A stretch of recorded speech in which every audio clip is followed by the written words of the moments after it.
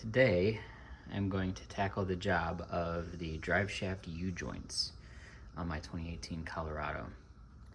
This is quite the smattering of tools, but a lot of it is just prying and hammering, getting the U-joints out of the Driveshaft.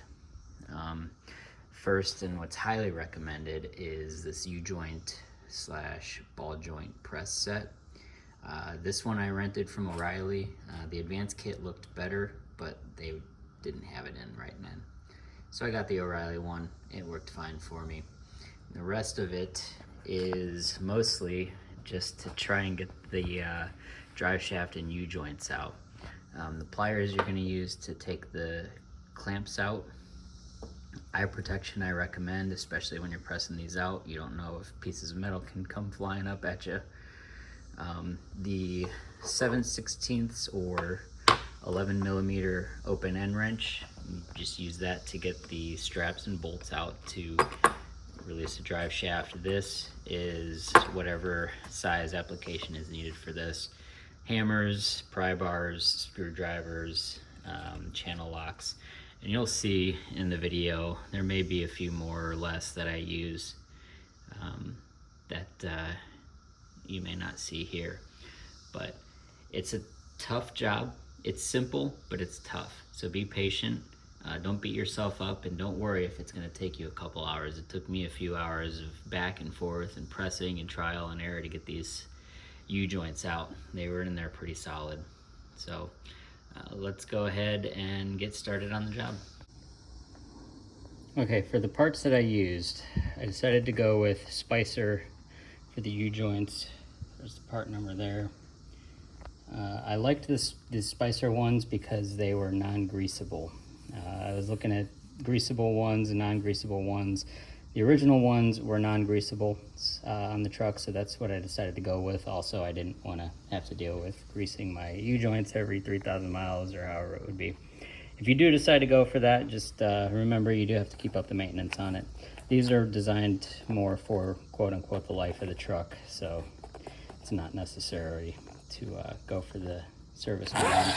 Also, it's important to note the strap or this bracket here and these bolts, which have a little bit of thread anti-seize on them, are not reusable, supposedly. You probably could get by with it, but I'm not going to recommend you do because GM says they're one-time use. So here's your bracket, 2310-7857 GM, and the bolt 115-48472. Also, if you do end up reusing the bolts, which again I don't recommend, get some thread lock to lock them on. And I also got a little bit of bearing grease just to kind of grease up some of the surfaces to make installation and removal a little bit simpler, although that's not completely necessary. Also some PB Blaster to try and, again, lube it up a little bit to get everything out because they're seized in there pretty well. Anyways, that's all for tools and parts, and let's get started on the job. The first thing we want to do is we want to go in here and put on your emergency brake, because you don't want the truck to roll away. Once you take that Driveshaft out, well, the rear wheels will be free and it could potentially roll. So we'll do that first, and then look at the Driveshaft. Underneath the truck here, you can tell you have the U-joint in the front. There's no bolts on the front one. This one just slides out once you've undone the bolts. Alright, once you've undone the bolts on the back here, so it's on the sleeve, you undo the bolts. There's some on the other side as well. Let's flip them and look for them. You can see them. Yeah, there they are, right there. So the idea is, once you get the bolts out, you can push this forward, the whole Driveshaft, and then it'll come out of the back there, and then you have this small yoke right here that goes into the rear transfer case.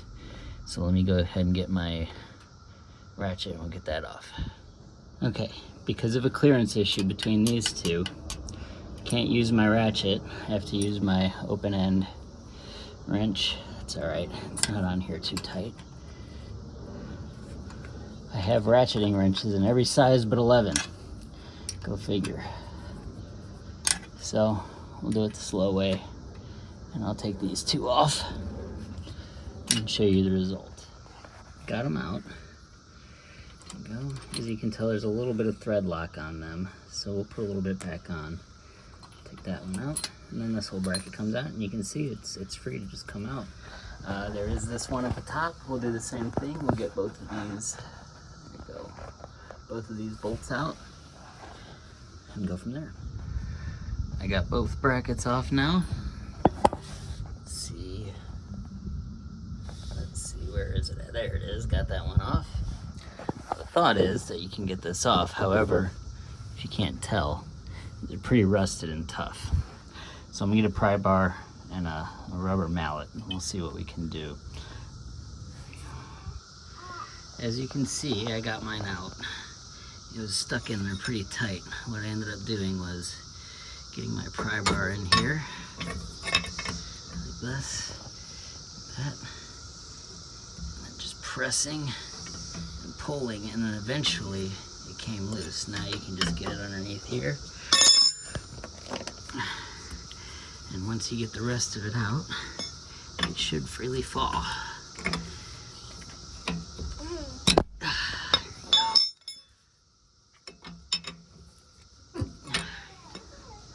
Now keep in mind, once this completely falls out, it will drop. So make sure you're not underneath it or anybody else or anything.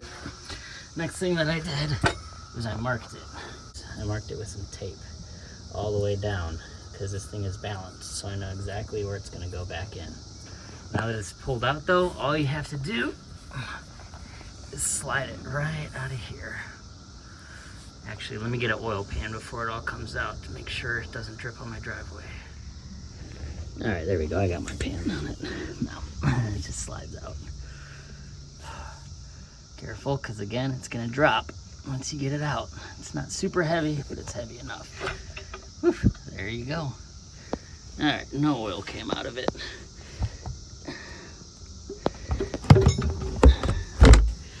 Let's check our spindles here.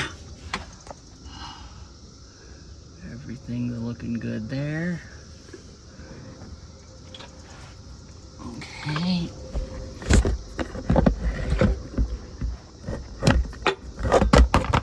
And everything's looking good in here. As you can see, once you get this yoke off, I do still have it marked with the tape there and there, so we know what side goes to where. But you got 4 of these clips on either side. I'm gonna do the same thing as in the back. A little bit rusted in there, but they just come out. Let's see. One thing you can do if you only have needle nose is what you can see I did. I used 2 hands to do it. But you grab it with the needle nose, you pinch it here, get your screwdriver underneath it, and then it just comes out. That way you can use your screwdriver to help pry it, because these are kind of rusted in there and are tough to get out just like this. So if you use a screwdriver to help, it helps. Okay, let me show you the setup I have here. This was hard work. Don't make anybody tell you it's easy. Simple, but not easy. You take this tool. This is a U-joint, ball joint tool. You can just rent it from O'Reilly. That's what I did, or Advance, or wherever. This is hollow on the inside. Go. And this, all it is, it's basically a giant C-clamp. So you put it in there, you press that one, and as you press it, it comes out this side over there. I had to use a breaker bar and a 22 mil. But as you can see, I pressed it out enough that it finally came free of the shaft. Took a lot of muscle and the bar, but got it off. Heard several large pops as it came out, but we're finally there. All right, just so you see how it's going,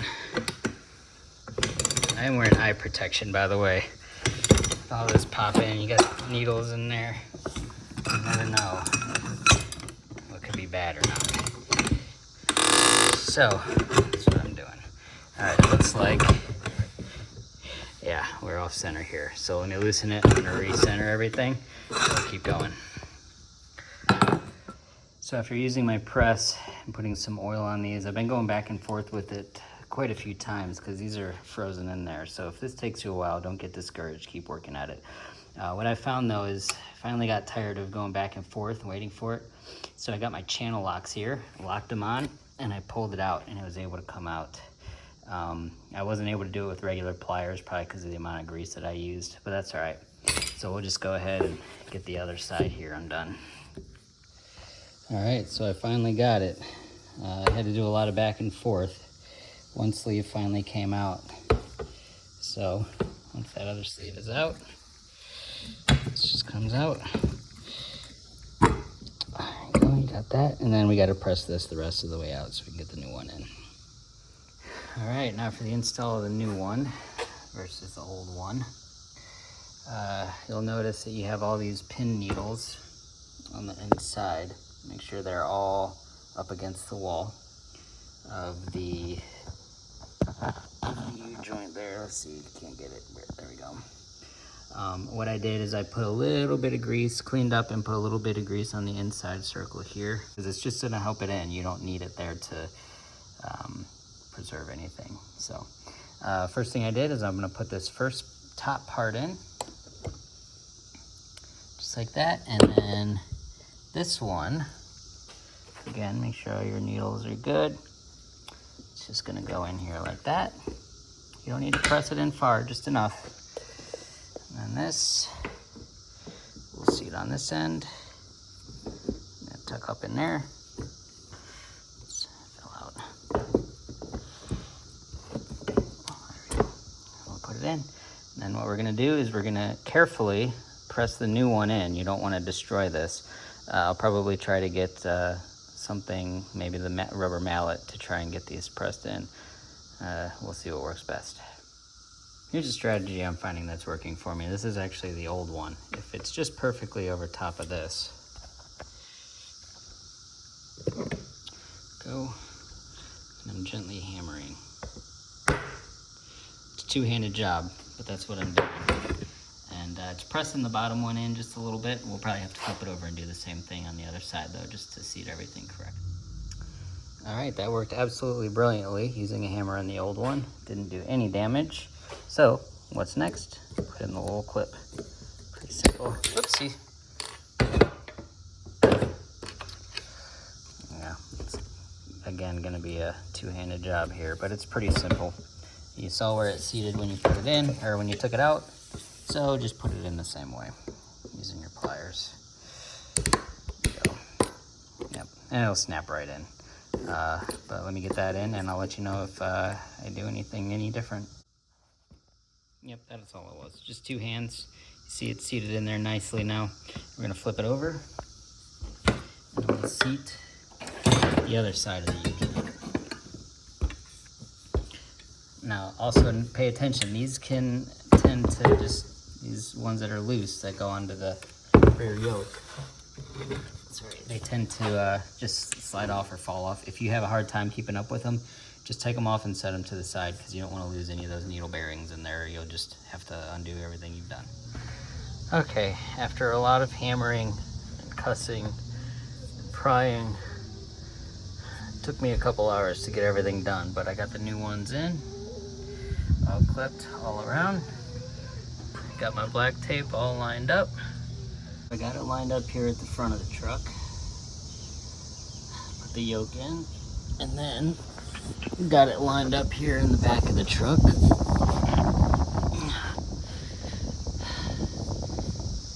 Where the U-joint sits snug into here. See this little tab, it's pretty nice, it holds it down for you. Now on the other side, you do need to be able to get it so that it's on the tab, or beneath the tab. What I ended up having to do is take my ball peen hammer and just tap it just a little bit so that it was in enough so that it could pop into the tab on the other side. So just make sure both sides are into the tab. You get your new bracket, you get your new bolts, and installation basically, as they say, is reversive removal. So you just go in, screw all 4 in and torque them down, and then you'll be done with the job. There we go, and that's really the job there. Good luck. I hope you found this video helpful, and please remember to like and subscribe as I'm continually updating more videos as I get work done.